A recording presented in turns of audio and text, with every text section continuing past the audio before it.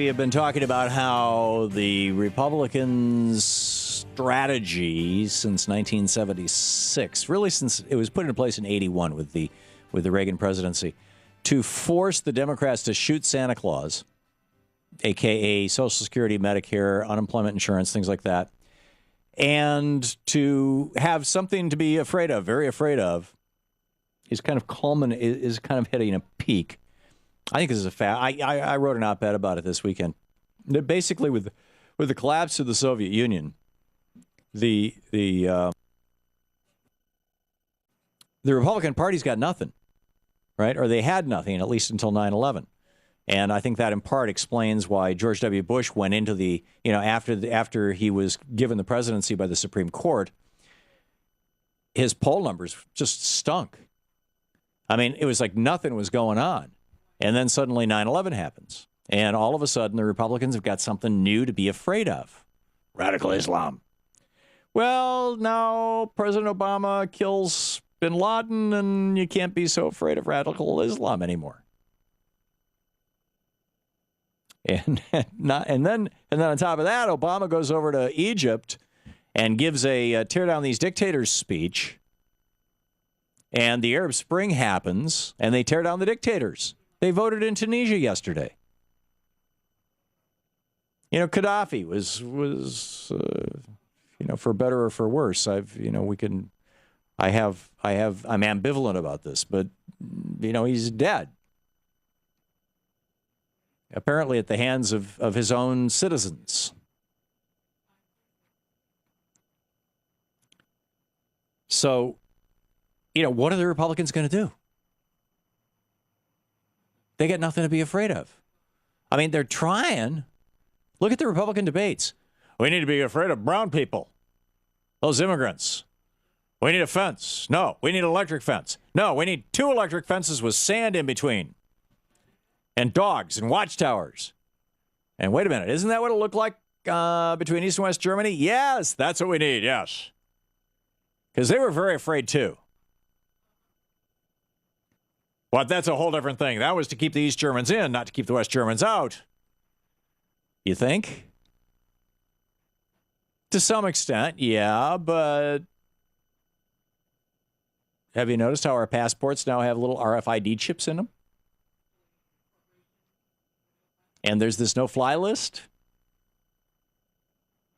And, try going to Cuba. You think we're not being kept in some regards?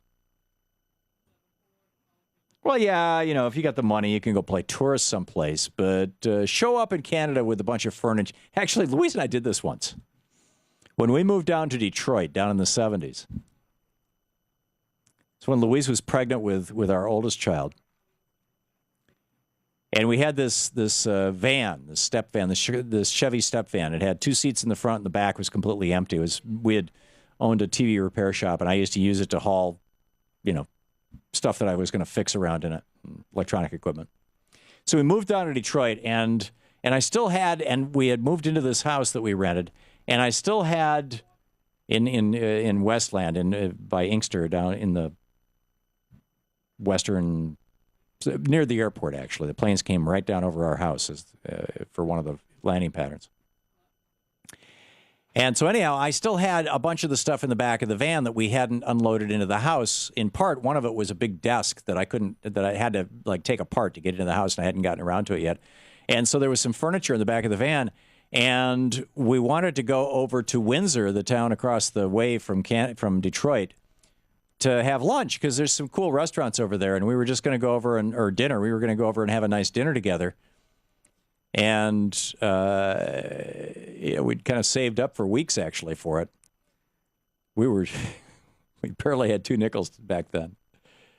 And we get to the border, and the Canadian border, the woman who was the Canadian border person, she leans over and she looks at my truck and she says, "You got furniture in the back." And she looks at Louise and goes, "And you're pregnant?" And we said, "Yes." And she says, "You can't come into Canada. We're not going to let you in." And I'm like, "We're just going for dinner." And she's like, "Right. We've heard that before." And I mean, this wasn't even during the Vietnam War. I mean, this was long after Jerry Ford had, I think. In any case, she sent us back. But I digress. The point is that the Republicans are lost, and the Democrats are, they're slowly getting their mojo back. And frankly, this is that opportunity, that moment in time where the Democratic Socialists of America and the Green Party and the Occupy Wall Street movement and the grassroots organizations like Move On and Progressive Democrats of America and Democracy for America and whatnot, Code Pink.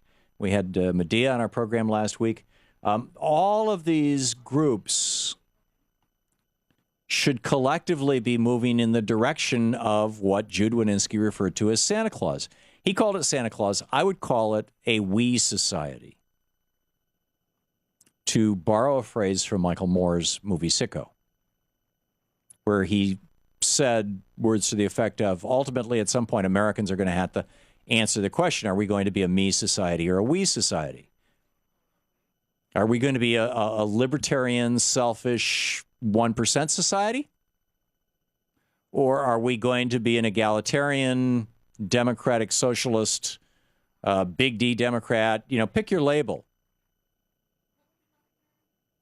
Green, Occupy, whatever. Are we going to be a we society where we're all in this together, where everybody's voice is heard? What kind of society are we going to be ultimately? And we're at one of those moments in history, and frankly, I'm very encouraged by two things that are simultaneously happening. One is the Occupy movements all across the country are picking up steam, and the movement at the same time, actually several things. At the same time, the movement to push back on corporate power is picking up steam. And at the same time, the Democratic Party, the Republican, or the president, and you've heard me criticize the president in the past. At the same time, I think that he's done a fair amount of good stuff. Nobody's perfect, right? There's no politician that we're all going to agree with.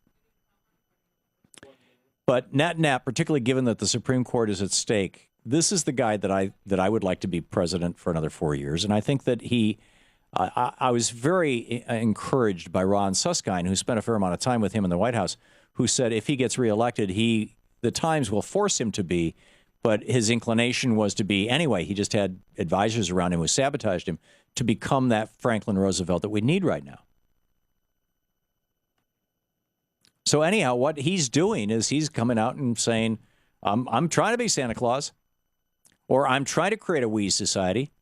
I mean, last week it was, let's put 400,000 teachers, cops, and firefighters back to work by giving $35 billion to the states, by taxing people who earn more than $1 million a year, 0.5% on their million and first dollar.